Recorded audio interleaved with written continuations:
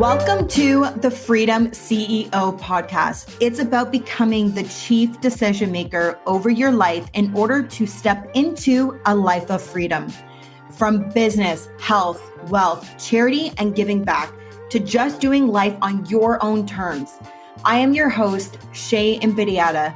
I am an award-winning activist, change maker, and a multifaceted impact entrepreneur with over a decade of experience in business, philanthropy, and health and wellness.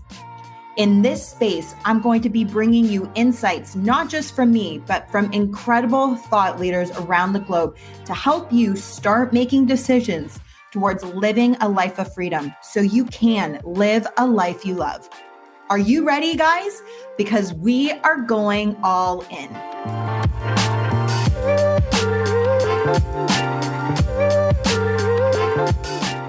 It's hard to believe, but the FreeThem CEO podcast is here. And I am so excited to welcome you to this show, to my show. If we have not met yet, my name is Shae Invidiata. And I just wanted to start off by thanking you for being here. This has been a journey to get this podcast to this point. It is something that I have been thinking about for really kind of years. And part of my struggle, truthfully, like already starting off, just giving you guys some honesty, but part of the struggle for me has been really, what do I want to talk about and bring value to you?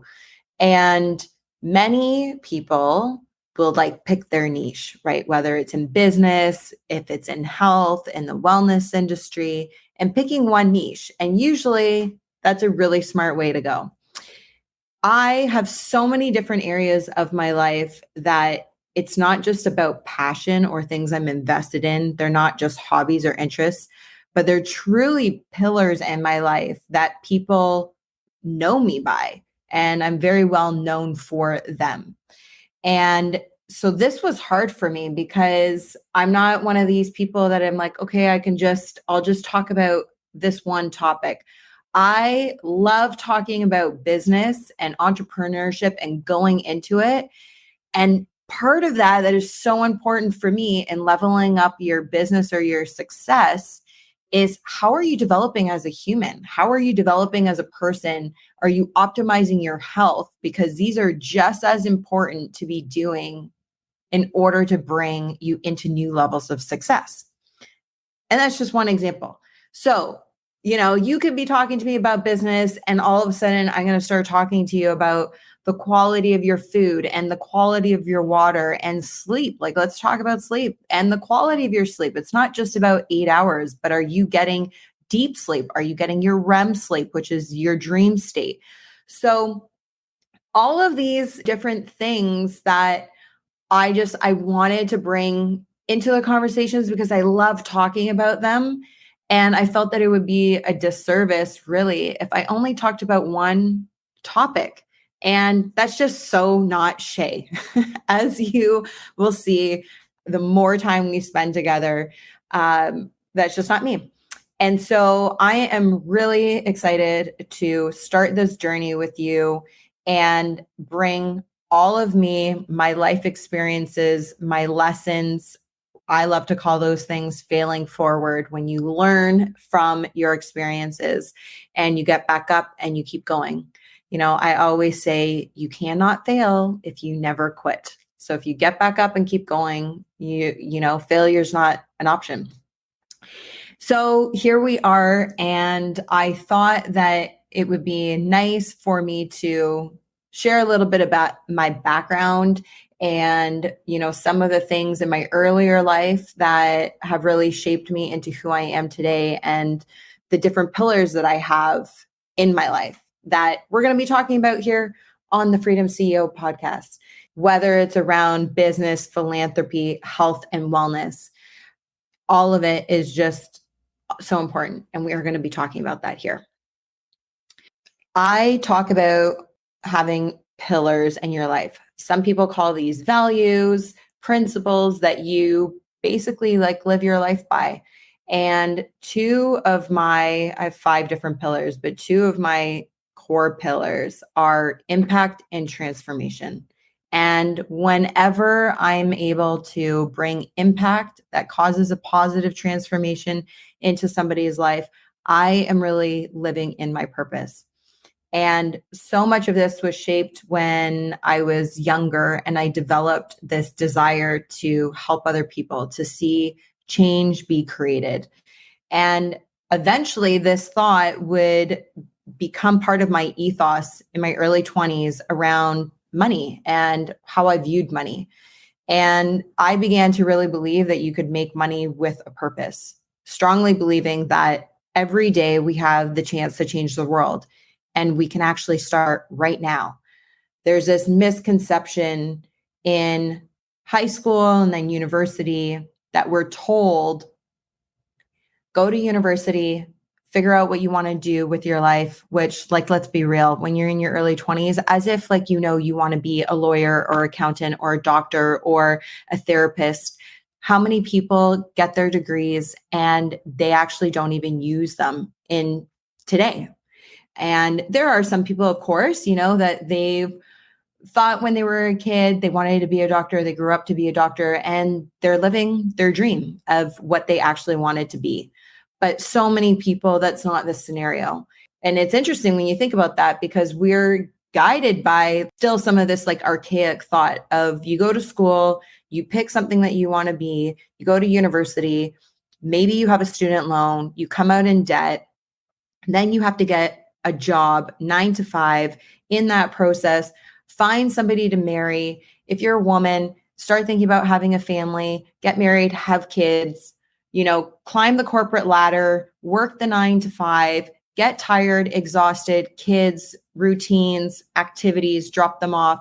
And then when kind of the kids move out of the house and you become this empty nester, that's usually when a lot of people start going, well, now what's my purpose and what do I do? And they start thinking about giving back. And that's not bad. There's nothing wrong with that. But I really developed in my 20s that you could do both at the same time. Why couldn't you make money and still create change today? As I was growing up, I was like, I want to help the world. I want to make money. And as I'm doing that, I want to be able to give back. And I watched my parents do this. I grew up in a home that was filled with a tremendous amount of love. And, when you're a kid, you really don't have a perspective on wealth. Like, do we have a lot? What type of class you're in? You don't have that perspective. But when I grew up as a kid, what I saw is we always had food on the table. We lived in a beautiful home. I always had clothes, and we traveled often, and my parents gave back, as much as we had, they also gave. And it was really beautiful, the environment that I grew up in. And I saw my parents working, but I also saw them donating, and not just with money, but also like with time and our clothes and, the things that we didn't need anymore, we weren't using anymore, we would go and donate them. And I know that this happens in many different families. But for me, it really started to shape me. I had this desire to make lunches with friends and go take them into downtown Toronto. I'm from Toronto in Canada, and I would go feed the homeless with friends on the weekends, or at night when it was winter, bring them down blankets. And I would do these drives of, bringing in blankets and gloves and mitts and all that kind of stuff to help people stay warm. And eventually moving into high school, this would be more global. I started going down to Venezuela and working in orphanages and helping with the kids there and helping to restore what the state of the orphanage house looked like. And so by the time I got into my 20s, I continued to see that you could do life and you can still give back and do good. And I really started to develop this philosophy that we are blessed really to be a blessing to others. And with that comes a lot of responsibility. I really believe that. We live in a country, we live in a continent that is rich. If you woke up this morning and not only did you have running water, but your water was clean, you are rich on a global standard. If you got to go and reach for a toothbrush this morning to brush your teeth with your clean running water, you are rich on a global standard. And I felt that there was this responsibility, and I wanted to really start living that through and through and more by doing even just like the small things. Sometimes I think people think in order to create positive impact or change, it has to be this massive thing, like going over to a continent like Africa to go, build wells and drill down for clean water, or having to start an organization or starting a campaign or running a full drive. And you don't need to do that. Creating impact can be as small as noticing and acknowledging a human being and allowing for them to be able to smiling at somebody. And you don't know that impact that you are going to have in somebody's life. But when you become intentional about it, that's where you start seeing these impact opportunities, transformational opportunities. And there's a ripple effect that takes place from that when you are able to have a positive influence on somebody's life or circumstance. I often say when you change one person's life, you change the world because you change their world. We all know that when things are going really shitty in our own world for whatever reason, you really stop paying attention to what's going on in the world around you globally, right? It doesn't really matter what's bad happening on the news, or maybe if there's war happening around. When you are going through a really, really hard time, you're not paying attention to anything external except for what's going on in your own current circumstance. And so when you can be a person that comes into somebody's life and creates hope, creates change, creates a smile, creates that positive transformation, you change their world because you change their perspective. You shake things up and you bring goodness in. And arguably, you change their world. And so for me, it's always about just that one person and starting there, starting small and starting with what's in front of you. And you never know the ripple effect that is going to then have in the world. And this was the idea that led me really into believing, and it's still today, like I said, we are blessed to be a blessing to others. And my motto around making money with a purpose. And this is the driver, has been my driver for years and years. And I'm excited to unpack a lot of these principles with you and talk about how you can use your own talent, your own skill, your own passion, your vocation to create positive change around you. And so I encourage you to think about that. And I'm going to unpack a lot of this later in another episode around creating a legacy of significance. But that's where this idea starts. When you start thinking about how what you do can have a positive impact on somebody else, you move into creating a legacy that carries significance. And that goes beyond you. It survives you as well. At 18 years old, I moved to Hawaii to pursue my university education.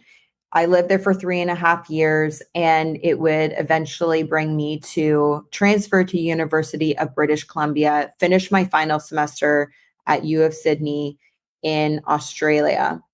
And during this whole time while I was doing school, my eyes were opened to the very dark and horrific reality of human trafficking happening, not just in the United States and Canada, but also around the world.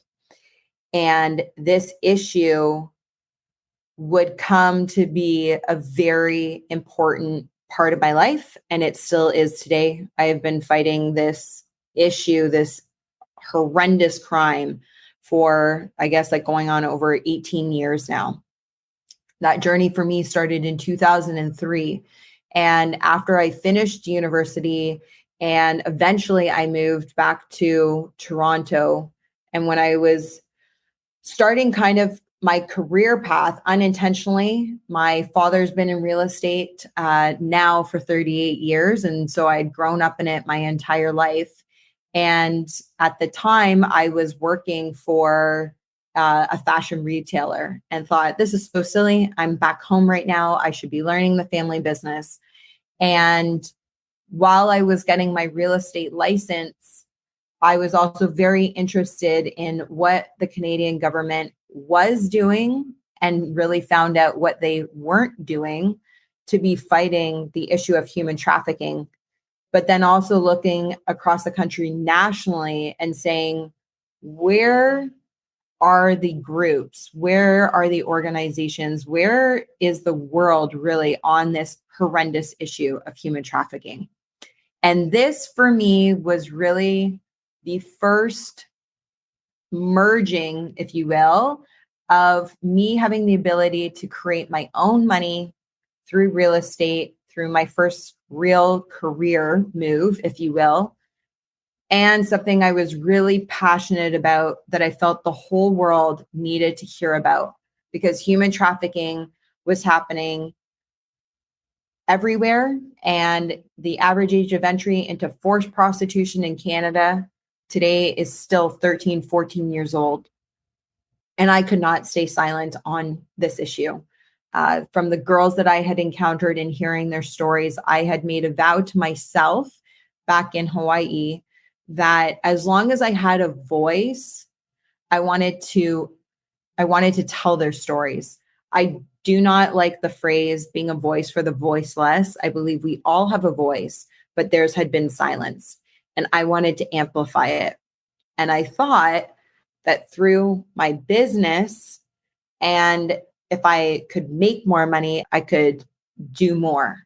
And so this was the beginning of my journey that would really shape me into who I am today, what I am bringing you here on the FreeThem CEO podcast. Yes, it's about creating a life of freedom and owning our decisions and becoming the CEO of our own lives. But it is also for me about how we can make certain decisions to live and operate in such a way that it would bring freedom to other people. And so that is kind of the little secret actually behind the title, because I am known as this freedom warrior.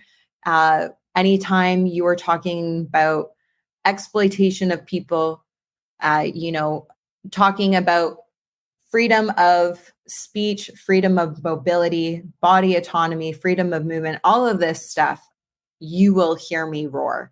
And I'm very, very passionate about freedom and our rights in general.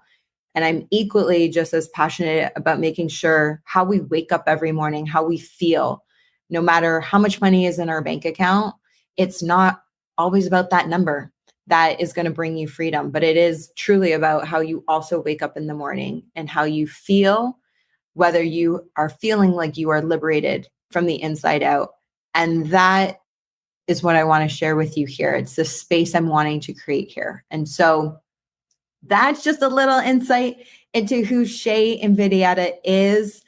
I've got so many other things we are going to be talking about in this space around health and wellness, from things I love, like cold plunging in like 1 degree water, to I've removed my breast implants and I'm going to be sharing stories on breast implant illness here, to going chemical free and what it looks like to transform your house and your lifestyle from eliminating chemicals and toxins in your house, in your kitchen, in your bathroom, in your skincare, in your makeup care, but also like in the quality of your water, all of this stuff, and why it matters, because it impacts the toxic load of our physical body, but also our mental and emotional state as well. And these are very, very important as we are moving towards building a life of true freedom. Stay tuned. We'll see you next time.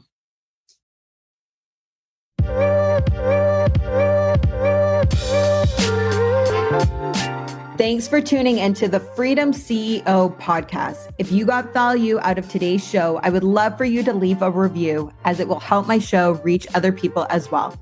You know what to do. Download this episode, click the like and subscribe button. If you feel like spreading more love, hop over to Instagram and share today's show in your stories. Remember to tag Shae Invidiata and the FreeThem CEO. My DMs are always open, so drop me a line. I'd love to connect. Until next time, keep owning your decisions to live a life of freedom.